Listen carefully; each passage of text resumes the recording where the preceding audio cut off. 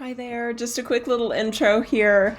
This is the JRF members message. We do the core messages once a month, and this is number 15 in the membership archive. And I just wanted to give everyone a brief intro here and a little 15 to 20 minute sampler for those that aren't members yet, really encouraging you to consider it and giving you this sample so that you can hopefully experience what unique support we have in the members area and how different it is from the podcast experiences, which I've now sort of backed away from a little bit. So anyway, the primary message that was in this, we were offered new strategies for growth, making opportunities, and using creator energy in our lives on an everyday basis. We also offered our perspective on some news headlines taking place during the sharing. Senator Bernie Sanders trying to win the Democrats' U.S. presidential nomination, the coronavirus. We talked about 5G. We talked about conspiracy related notions, let's say, about 5G and the coronavirus. And then the team also had a nice passion around all of the fear-mongering that takes place with some very popular teachers and leaders, even in consciousness and spirituality communities. The team definitely wanted to encourage us to step back and review ourselves and our partners if we've become addicted to being afraid. It's a very empowering, clear message, and I hope you love it. The full message is, I think, like an hour and a half or an hour and 45 minutes long, so this is just a sampler for you. I hope you love it, and I hope you're doing well. I do miss, in some ways, the regular weekly podcast that we were doing, but the work-life balance that I have in my life is so great right now, and I am able to focus more of our energy and the team's energy in the members area, which, of course, I'd love for you to be a part of that. For you, and obviously it benefits me too because I get paid for it. Just a small amount, $14 US per month. But doing so many things for free, I think was getting me out of balance energetically, and that's not good. Anyway, I love you guys, and I hope you're doing well, and I hope you enjoy this sample. Bye-bye.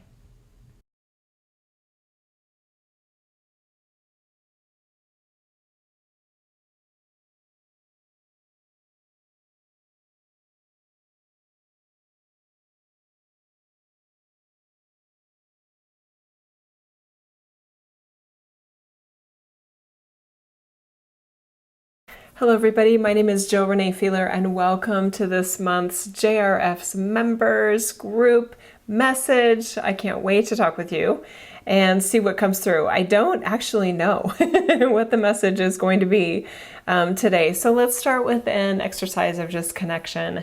I encourage you to relax your body.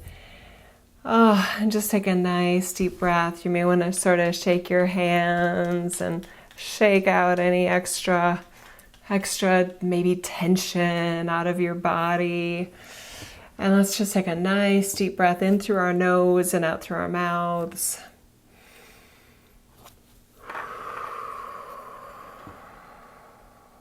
And another one.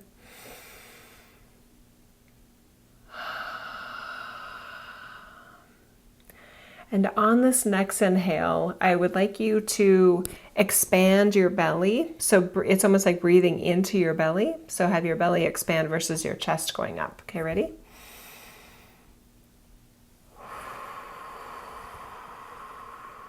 Okay.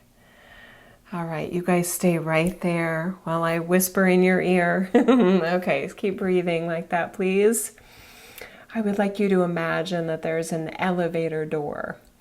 And the elevator door, if you close your eyes, it's right behind your eyes, okay? So you're gonna go behind your eyeballs with your attention into an elevator door. You step into that, if you will, energetically. And as your awareness goes in that elevator, now we're gonna ask that elevator to drop lower within you. And it's not just going sort of back within you, it's going down within you. Down to a lower level of sort of gut knowing, of inner wisdom, intuition, personal connectedness, and a feeling that's beyond the busyness and tension and worry of our minds.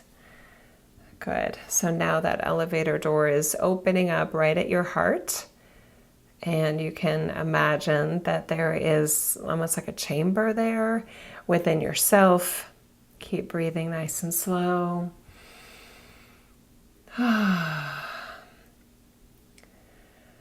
Just allow yourself to feel how calm and still you can be at this other level of yourself. Your mind is obviously still working, right? But you're sort of bypassing some of the worry and the stress and the what about this and what about that and those sorts of things, okay? Nice job. So let's just stay right there. You may want to imagine that there's a beautiful chair waiting for you in this inner chamber of your sort of heart chakra. Okay, so just get yourself all comfortable. Okay, very good while we get started today. Okay, very nice. All right, so let's start right here. Okay. Oh, we have so much to talk about. Okay, let's see where we want to start here. Okay. Yeah, just give me a moment here while I pick through some of the options and choices. We want to talk about you, okay? Oh, we want to help you feel yourself in the midst of your very strange reality and how distinct and unique and maybe even weird, maybe isolated you can feel relative to other people you know or other people you've met.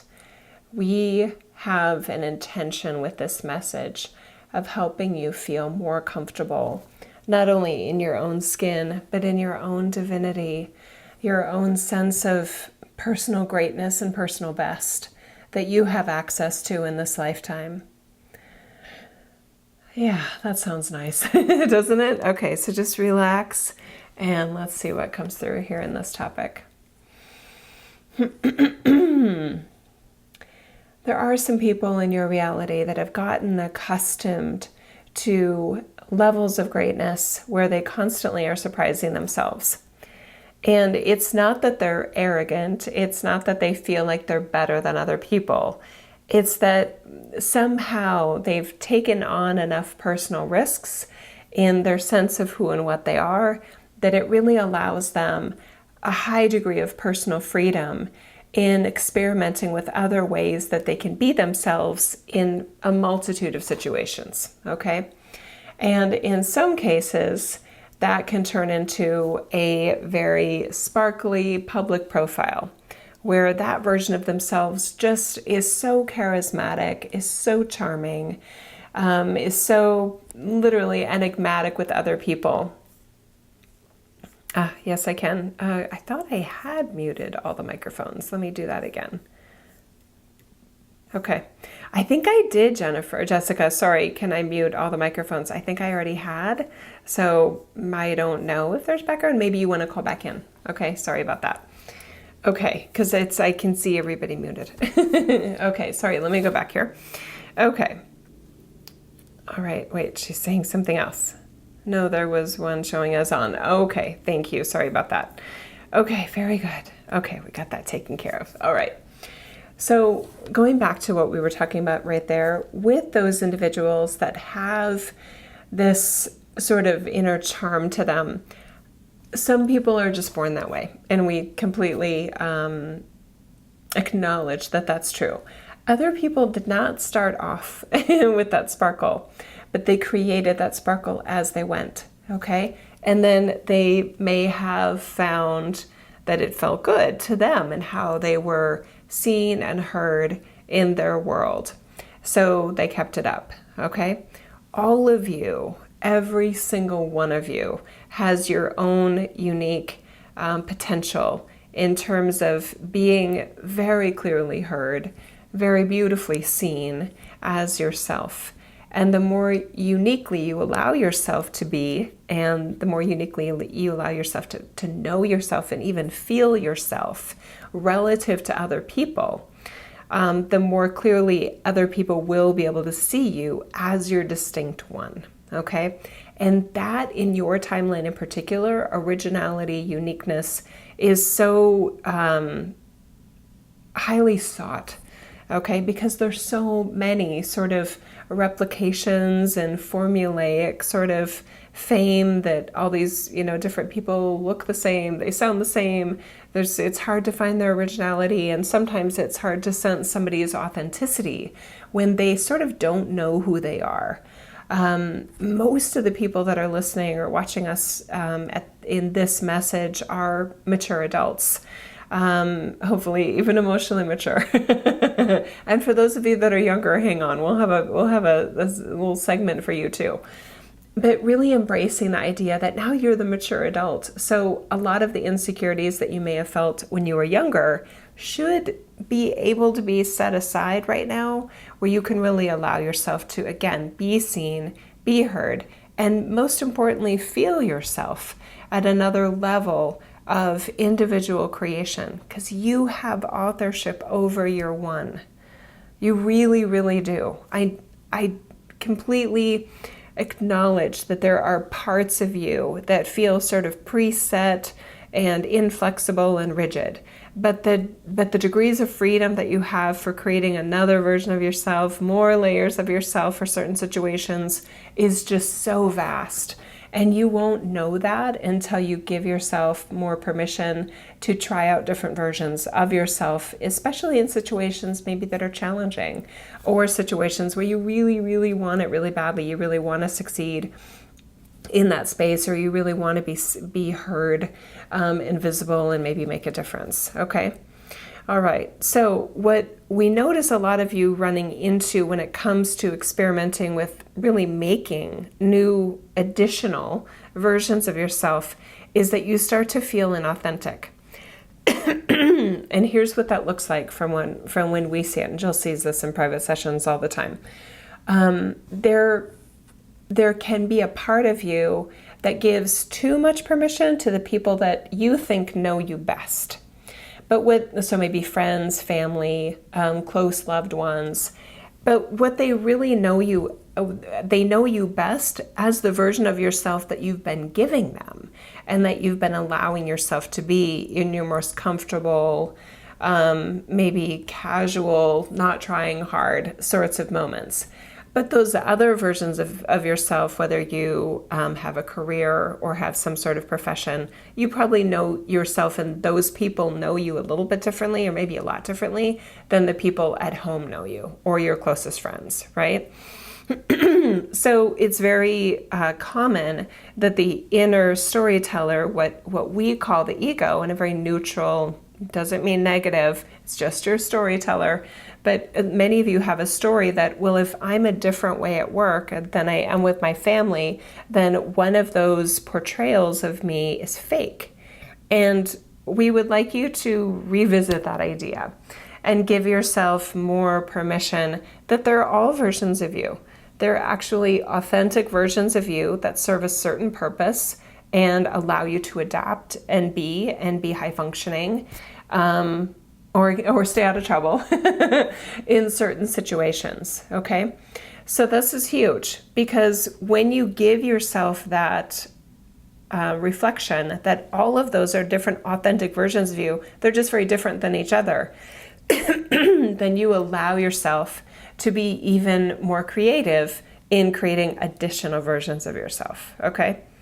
All right. Now I'm going to step in here as Jill, because when I started doing readings for the very first time, like what was it, 2009, 2010, I was definitely creating a new version of myself. Trust me, that was so weird and so bizarre, and yet felt completely comfortable. But for me, it's natural to be curious about, this feels comfortable to me, even though I've never done it before. So that means it's authentic. Because it doesn't feel fake or phony. I'm actually doing this, and yet I didn't know I could. And yes, it's different, but it's also real. But that doesn't mean that it would be as welcomed or as expected by various people in my life. So it's almost like I allowed myself to have different flavors of ice cream even within my Jill. And that has worked really well for me. And I'm so glad the team is talking about this because it does come up a lot in private sessions. People just feel like, well, that's not me. I can't do that. Well, I'm introverted, so how could I possibly extroverted? Or I'm really extroverted, how could I possibly want to spend time alone in solitude, right? But we have far more gears than we give ourselves credit for. And there's so much growth here. And that's why we're talking about it, especially if you're listening to this live or anytime soon to when we shared it. It's towards the beginning of the year. And that's a fun time for reflection and growth and what's possible for you. Okay. And right on that topic of what's possible for you, let's start right there. Okay.